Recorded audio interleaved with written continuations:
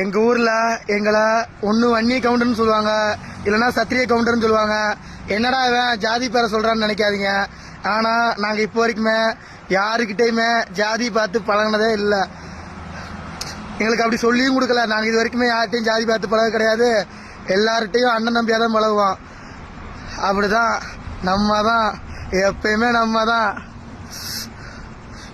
வீடு கட்டிட்டு இருக்கிறேன். ரொம்ப கஷ்டம், இது மேல கஷ்டம் பாத்துக்குவேன். சவுதி அரேபியா போறத வேற இன்னும் ஒரு மாசத்துக்கு கேன்சல் பண்ணி வச்சிருக்கிறேன். அப்பாவுக்கு வேற கண் ஆபரேஷன் பண்ணி முடிச்சுட்டு, அப்புறம் அப்பா கண் ஆபரேஷன் 2 கண்ணுமே கண் ஆபரேஷன் முடிச்சிட்டேன்.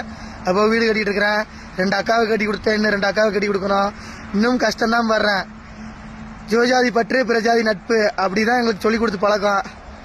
எப்பவுமே நம்ம தான் பாத்துக்கலாம். ஆனா நாங்க யார்ட்டுமே ஜாதி பார்த்தே பழனதில்லை. ஒரு சில பேர் புரிஞ்சிக்க மாட்டேன்றாங்க.